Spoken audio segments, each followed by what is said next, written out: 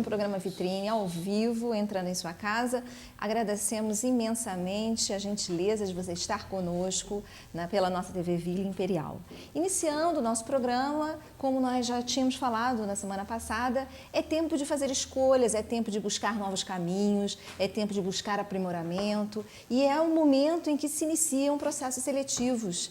E você não precisa sair de Petrópolis, até porque a nossa emissora ela é local e é justamente para atender a comunidade de Petrópolis, aos petropolitanos e aqui residentes. Nós temos uma cidade que possui a maior universidade do interior do estado do Rio de Janeiro, que é a Universidade Católica de Petrópolis, com um programa de pós-graduação em stricto sensu como poucos, de um perfil de uma universidade do interior do estado. 4 mestrados e um doutorado à disposição dos petropolitanos. E nós estamos em tempo de processo seletivo. Em nossos estúdios, o coordenador de pesquisa e pós-graduação da Universidade Católica de Petrópolis, professor Antônio Flávio. Boa tarde, professor. Boa tarde, prazer estar aqui. Que bom. E a professora Bárbara Lupetti, que já esteve conosco aqui algumas vezes, falando do mestrado em Direito, falando da sua tese, né, que eu fico assim, sempre fui muito encantada com o projeto dela, que é algo muito especial, que é um olhar antropológico, é o trabalho da pesquisa etnográfica dentro do direito, que é uma coisa difícil, uma coisa rara, e foi um belíssimo trabalho. Olá, professora Bárbara. Tudo bem? Tudo. Muito obrigada pelo convite, pela oportunidade. E nós estamos aqui porque é aberta a temporada dos processos seletivos stricto sensu, né, que são os mestrados, no caso da Universidade Católica de Petrópolis. Professor Antônio Flávio, especialmente o mestrado em educação, né, que é o mais antigo, e já diríamos assim, o mestrado tradicional da nossa universidade. Com certeza. Né? Esse mestrado, embora tenha assim, mestrado em educação, o perfil deste candidato, por exemplo, as pessoas que estão nos assistindo, qual é o perfil, quem pode, dentro de uma formação, pode participar do processo seletivo do mestrado em educação?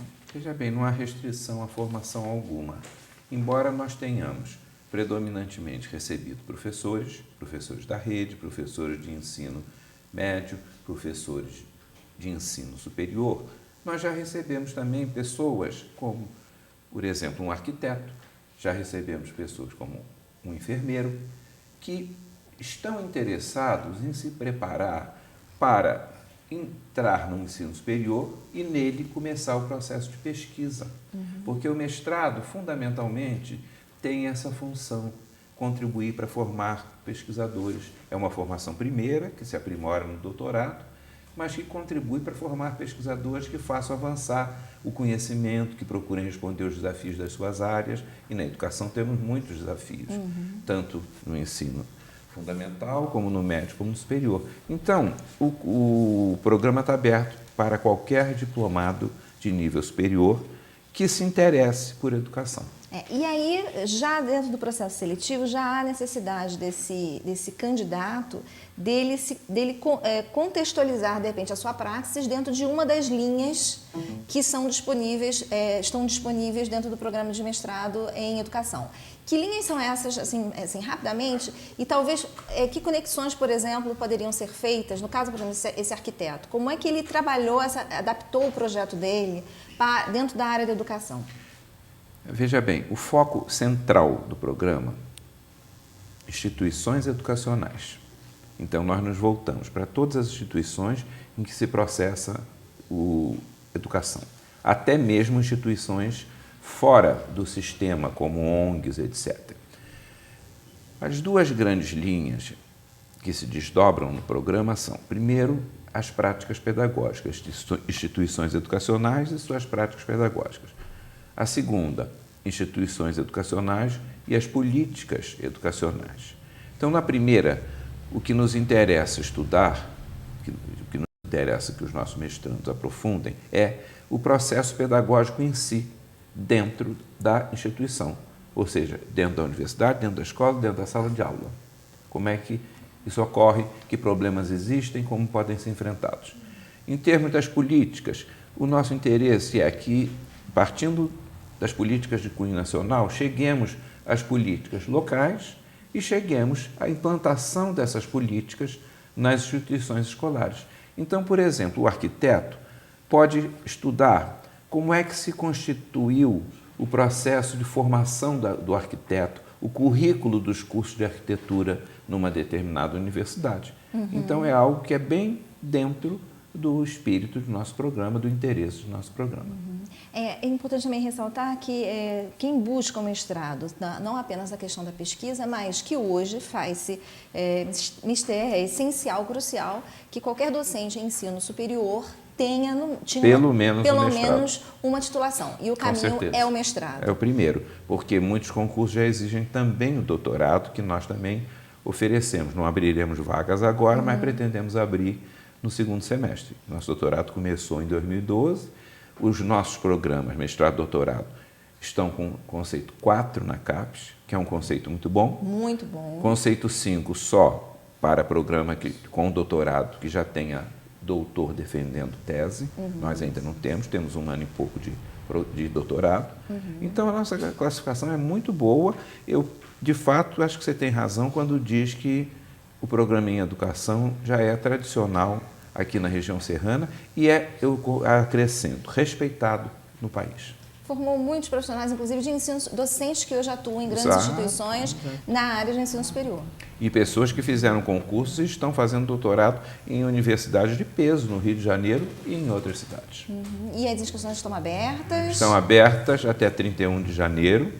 As provas vão se realizar, a prova escrita no dia 12 de fevereiro, e a entrevista uma semana depois, 19. E tem também a apresentação de um pré-projeto. É, um pré-projeto que é exatamente discutido no momento da defesa oral, que nós às vezes chamamos de entrevista, né? Mas, na verdade, é a defesa oral desse pré-projeto.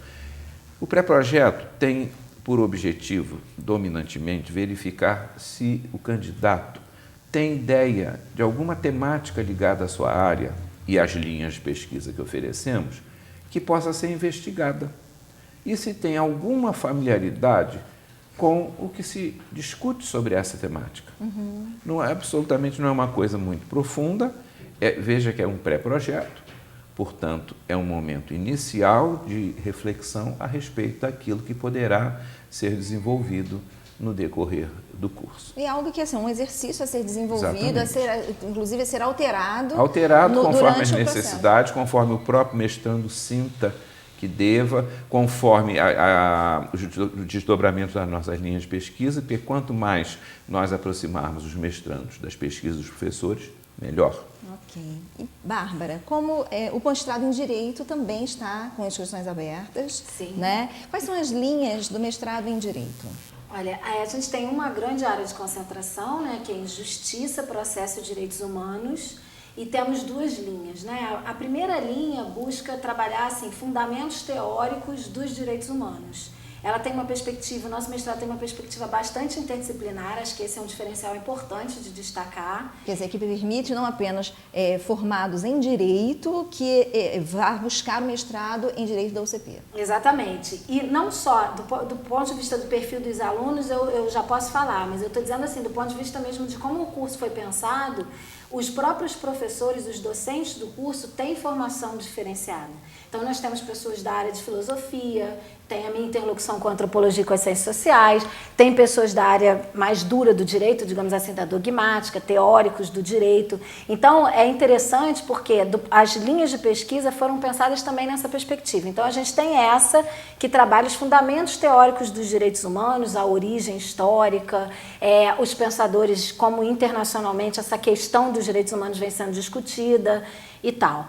E uma segunda linha que trata de processo e efetivação dos direitos humanos, que aí são pesquisas que normalmente a linha mais procurada realmente por quem tem a formação em direito, porque são pessoas que querem entender, né, não só as práticas judiciárias, como o funcionamento dos tribunais e do nosso processo, a partir de uma perspectiva dos direitos humanos ou do sistema carcerário, enfim. Mas pessoas que estão mais vinculadas à efetivação, ou não, infelizmente ainda, né, na nossa sociedade, dos direitos humanos. Então, tem uma perspectiva, digamos, um pouco mais empírica e um pouco mais voltada para questões jurídicas. O que não significa absolutamente que alunos que não tenham formação em direito possam eleger quaisquer umas das linhas.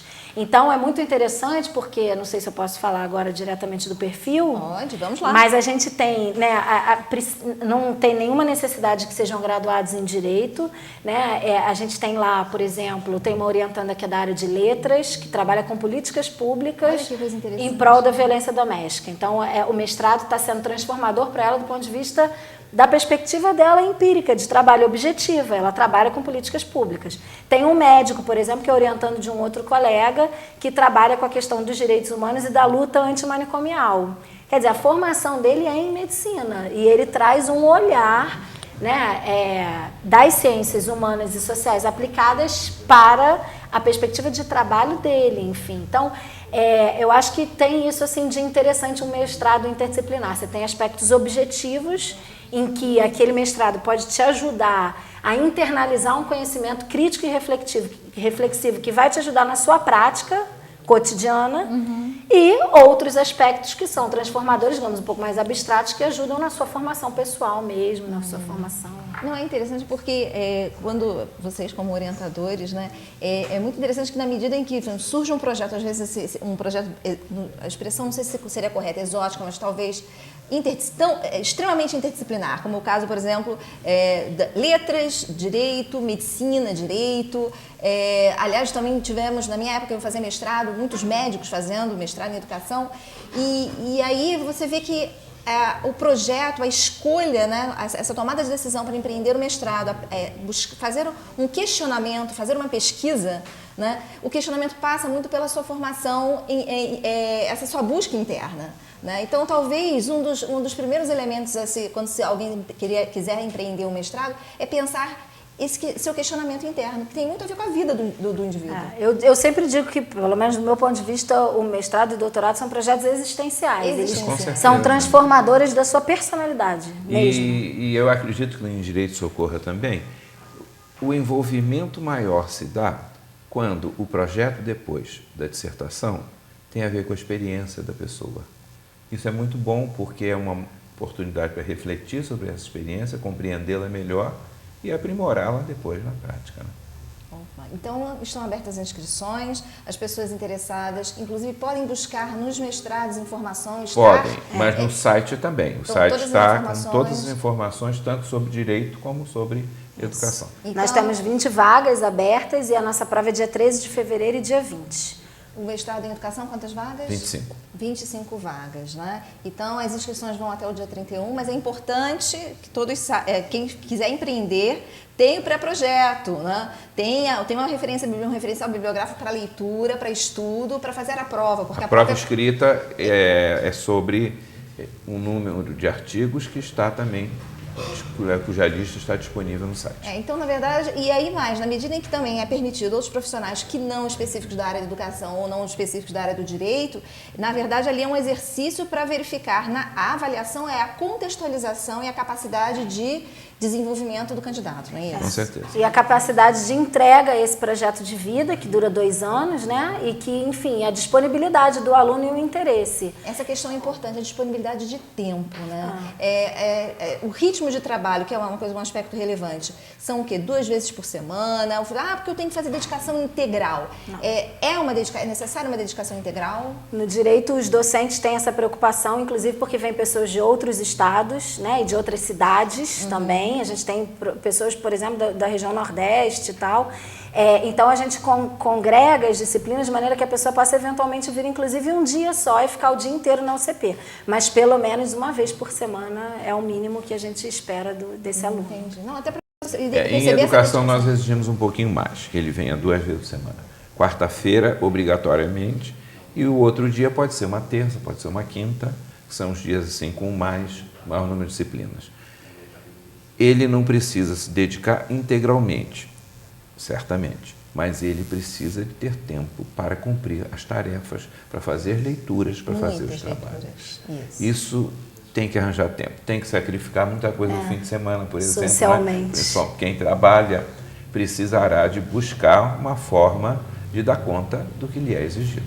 Mas porque é recompensador no final. É compensador, quando porque a pessoa gosta, sente o quanto cresceu depois, não é? o quanto ela produziu. Isso é muito bom. E uma titulação, né? É um salto quântico, uma formação de profissional. Do ponto de vista do direito, então, que a gente ainda tem poucas pessoas, o direito não é tão tradicional nessa área, né? Menos do que a educação. Então, no direito é um grande diferencial, não só em termos de mercado mesmo, de trabalho para essas pessoas, inclusive concursos públicos estão já exigindo e pontuando bastante a titulação. Então, é interessante, objetivamente falando, não só para você abrir frentes para ser docente, porque, como vocês disseram, é importante, é um requisito essencial, como também em outros projetos. Até no mercado da advocacia, os escritórios de advocacia já vêm valorizando isso, as universidades, obviamente, e espaços, inclusive, do Tribunal de Concursos Públicos também vêm prestigiando a importância dessa formação. Eu acho que numa sociedade complexa como a nossa, não é? Que se desenvolve com uma rapidez muito grande, com um avanço tecnológico, com muita velocidade, as pessoas precisam se dar conta de que elas têm que cada vez aprender mais, estudar mais. Isso aí é inevitável, qualquer profissional. E os cursos que titulam como um mestrado ou um doutorado, eles propiciam essas oportunidades, né? E estão mais acessíveis, são né, mais professor? acessíveis, Porque, assim, fechando, às vezes quem está nos assistindo acha que é inacessível. Não, vale a pena. Entra no site da Universidade Católica, www.ucp.br, o edital está lá, busca informação. Os telefones para o mestrado em educação, 2244 4046, e o do mestrado em Direito? 2244 4096. 4096. Liguem, busquem informação e empreendam. Aqui ao alcance das mãos, na cidade de Petrópolis, uma grande universidade, um programa lá, Stricto Sensu, excepcional à disposição. Professores, muito obrigada pela presença de vocês. Obrigado, Obrigada professora. a você. E aí vamos para um pequeno intervalo, já voltamos.